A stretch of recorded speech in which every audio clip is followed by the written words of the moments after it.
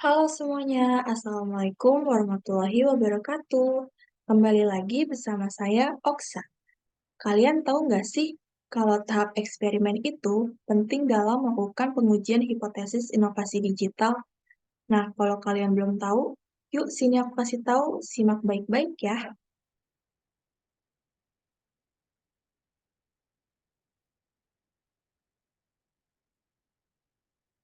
Nah, jadi untuk melakukan pengujian hipotesis inovasi digital itu, kita perlu melewati dua tahap, yaitu tahap discovery eksperimen dan tahap validation eksperimen. Nah, apa sih discovery eksperimen itu? Jadi, discovery eksperimen itu adalah eksperimen yang dirancang untuk mengeksplorasi dan menemukan fakta baru atau pengetahuan baru dalam suatu bidang penelitian. Tujuan utamanya dari discovery eksperimen adalah untuk mengidentifikasi pola, fenomena, atau hubungan yang belum diketahui sebelumnya. Maka, kenapa discovery eksperimen itu menjadi penting dalam pengujian hipotesis inovasi digital? Karena ada tiga hal. Yang pertama itu adalah eksplorasi ide. Nah, discovery eksperimen membantu dalam mengeksplorasi ide dan konsep baru, sehingga di mana tim inovasi bisa menciptakan banyak ide potensial tanpa batasan yang ketat. Lalu yang kedua, itu adalah ketidakpastian awal. Maksudnya adalah saat memulai inovasi, seringkali terdapat ketidakpastian mengenai apakah suatu konsep atau ide itu akan berhasil. Nah, discovery eksperimen ini membantu mengatasi ketidakpastian itu dengan melakukan eksperimen awal untuk mengukur potensi keberhasilan. Lalu yang ketiga itu ada pemahaman pelanggan. Nah, di discovery eksperimen membantu dalam memahami kebutuhan pelanggan dan respon mereka terhadap inovasi yang baik, ya inovasi yang diajukan. Hal ini membantu untuk memastikan bahwa apakah inovasi tersebut benar-benar memecahkan masalah yang ada atau tidak. Nah, di sisi lain, validation eksperimen dirancang untuk mengonfirmasi atau memverifikasi suatu hasil atau temuan yang sudah ditemukan sebelumnya. Nah, setelah discovery eksperimen berhasil diidentifikasi suatu pola atau hubungannya, langkah selanjutnya adalah melakukan validation eksperimen untuk memastikan bahwa temuan tersebut dapat diandalkan dan dapat diterapkan secara konsisten. Nah, untuk validation eksperimen ini kenapa menjadi penting? Itu karena ada tiga hal juga, yaitu yang pertama itu ada pengujian konsep. Nah, setelah ide-ide itu ditemukan, validation eksperimen berguna untuk menguji sejauh mana konsep atau produk tersebut dapat diterima oleh pelanggan atau pasar. Ini membantu memastikan bahwa solusi yang diusulkan sesuai dengan kebutuhan dan preferensi pengguna. Lalu yang kedua itu mengurangi resiko. Nah, tim inovasi dapat mengidentifikasi dan mengurangi resiko yang terkait dengan pengimplementasi penuh dari suatu inovasi. Artinya, jika validation eksperimen menunjukkan bahwa suatu konsep tidak efektif atau tidak diminati, ini dapat menghemat waktu dan sumber daya yang mungkin terbuang. Lalu yang ketiga itu ada penerimaan pasar.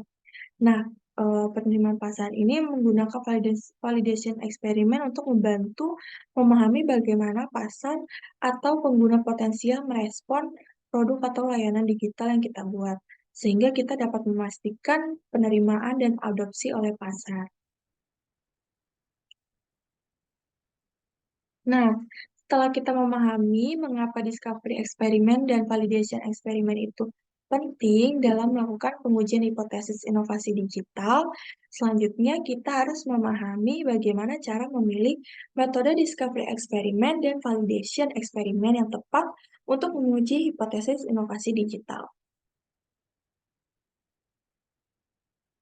Nah, untuk menentukan jenis eksperimen dalam discovery dan validation eksperimen, dimulai dengan memilih jenis eksperimen berdasarkan apa yang menjadi tujuan hipotesisnya. Selanjutnya, penting juga untuk mempertimbangkan urgensi waktu dan ketersediaan dana saat memilih eksperimen dalam menguji hipotesis tersebut.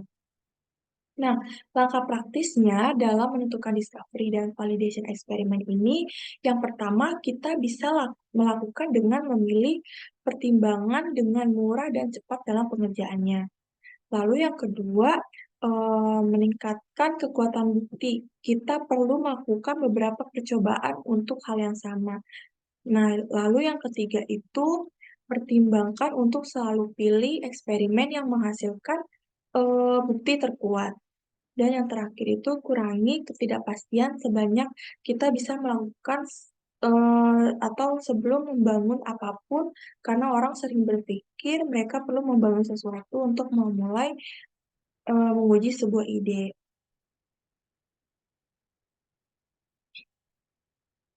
Nah, dalam proyek tim kami, yaitu pada ide bisnis layanan catering, kami telah berdiskusi dan memilih 4 jenis eksperimen, yaitu ada search and analysis, discovery survey, clickable prototype, dan explainer video. Kami memilih itu karena tidak ada biaya yang harus dikeluarkan dan cepat dalam pengerjaannya. Dengan strength of evidence-nya rata-rata artinya tidak yang paling kuat dan juga tidak yang paling lemah. Nah, setelah kita sudah memilih dan menentukan metode eksperimen yang mau kita lakukan uji terhadap hipotesis bisnis kita, langkah selanjutnya adalah bagaimana cara melakukan discovery eksperimen dan validation eksperimen. Tujuannya untuk melihat apakah hipotesis yang diajukan memiliki bukti yang mendukung atau membantah. Nah, eksperimen ini menjadi langkah yang paling krusial dan validasi konsep bisnis di mana kita secara aktif mengumpulkan data dan informasi yang diperlukan untuk mengevaluasi keberhasilan atau kegagalan dari hipotesis tersebut. Nah, dalam discovery eksperimen, kita perlu adanya membuat test card. Nah, test card itu merupakan alat untuk mengumpulkan data mengenai perilaku atau tanggapan pengguna terhadap inovasi digital yang diuji dalam eksperimen. Pada test card pertama, di sini tim kami memilih search trend analysis pada proses eksperimen dengan isi hipotesis yaitu dengan adanya catering, memudahkan komunitas peduli sosial dalam mencari konsumsi untuk kebutuhan sosial mereka. Nah, cara yang kami lakukan dalam mendukung hipotesis tersebut dengan mencari kevalidan tren di Google dan melakukan analisis dengan menggunakan ChatGPT. Maka data yang dapat diukur dalam eksperimen ini adalah mengetahui berapa banyak komunitas peduli sosial sekitar Jabodetabek yang menggunakan jasa catering. Nah, untuk mengukur keberhasilan eksperimennya adalah dengan 1.000 pencarian mengenai komunitas peduli sosial yang menggunakan jasa catering. Lalu pada test card yang kedua itu, di sini tim kami meninjau lebih lanjut dari hasil search trend analysis dengan melakukan percobaan kedua menggunakan discovery survey untuk membuktikan hipotesis. Dengan hipotesis yang sama seperti test card yang pertama, eksperimen yang kita lakukan adalah kita melakukan survei pada Google Form terhadap kurang lebih dari 120 orang dari berbagai komunitas peduli sosial. Nah, data yang dapat diukurnya dalam eksperimen ini, kami dapat mengetahui seberapa banyak komunitas peduli sosial yang menggunakan jasa catering. Nah, untuk mengukur keberhasilan eksperimennya adalah terdapat 80% orang yang melakukan survei mengatakan bahwa kegiatan komunitas mereka menggunakan jasa catering dalam kegiatan berbagi. Nah, setelah kita membuat test card dan mengidentifikasi matriks dan kriteria keberhasilan yang sudah kita tentukan, langkah berikutnya adalah melakukan eksperimen untuk membuktikan hipotesis kita ini bisa mendukung atau terbantah. Seperti yang sudah ada di gambar, di sini tim kami telah melakukan pengujian discovery eksperimen, yaitu pada search trend analysis dan discovery survey. Lalu setelah melakukan pengujian dari berbagai metode eksperimen yang telah kita pilih, langkah berikutnya adalah mengevaluasi hasil temuan eksperimennya. Nah, proses ini memberikan pemahaman yang mendalam mengenai apakah eksperimen tersebut berhasil atau gagal. Nah, setelah mendapatkan gambaran menyeluruh, hasil eksperimen tersebut kemudian disusun secara sistematis dalam bentuk learning card. Nah, learning card menjadi suatu wadah yang memuat informasi secara rinci mengenai proses, temuan, dan pelajaran yang dapat diambil dari eksperimen tersebut.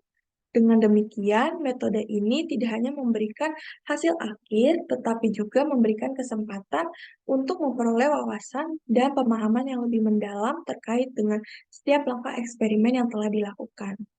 Nah, di sini pada eksperimen search trend analysis, kami mencari bukti dari hipotesis tersebut. Lalu kita mendapatkan dan mengetahui bukti bahwa bukan tidak ada, tetapi sedikit artikel berita, posting media sosial, atau form diskusi yang secara eksplisit menyebutkan hubungan antara catering dan komunitas peduli sosial. Lalu, insight yang kita dapat dari hasil bukti eksperimen tersebut adalah ternyata dari hasil pencarian di Google tidak ditemukan bukti yang mendukung bahwa komunitas peduli sosial secara luas menggunakan layanan catering untuk kegiatan berbagi mereka.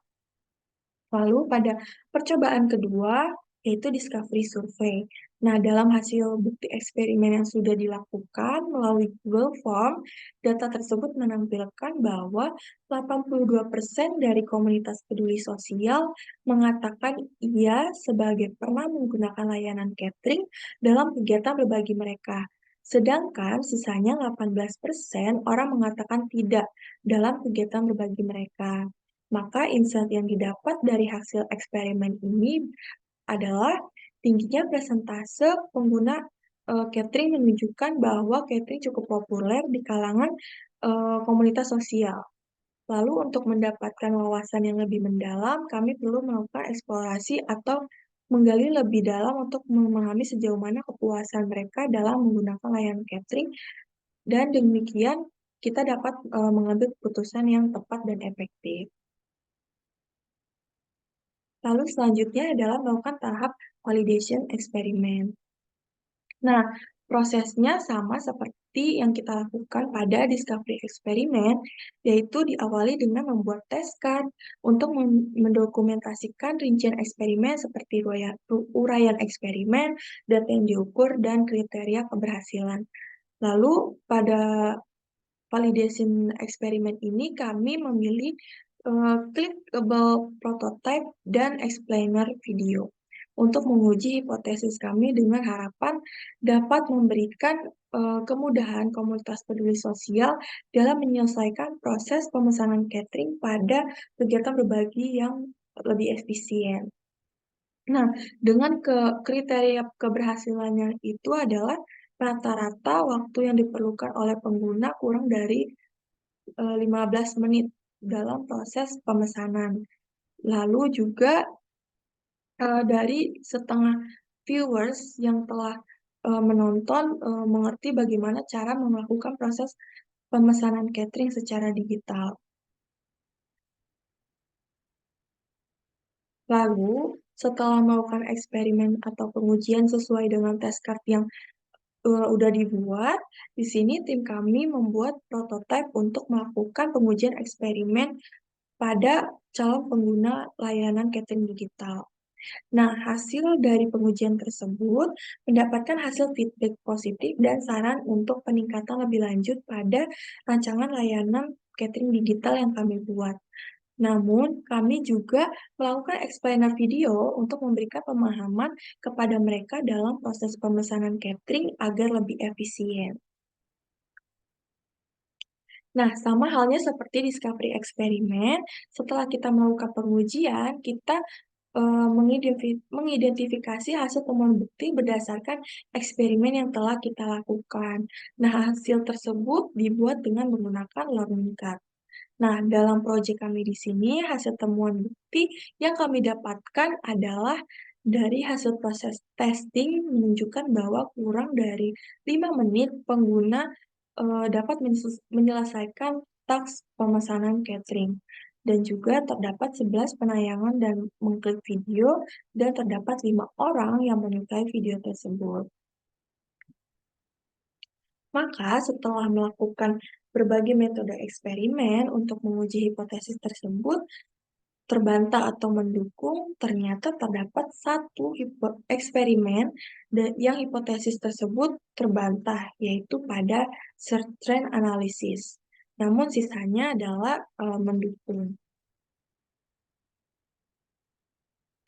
Oke, dikarenakan semua poin sudah saya bahas, terima kasih sudah mendengarkan dan menyimak dengan baik apa yang saya sampaikan. Semoga informasi yang saya jelaskan bisa tersampaikan dengan baik dan mudah dipahami. Mungkin sekian, terima kasih sudah menonton video ini. Sampai jumpa kembali. Wassalamualaikum warahmatullahi wabarakatuh.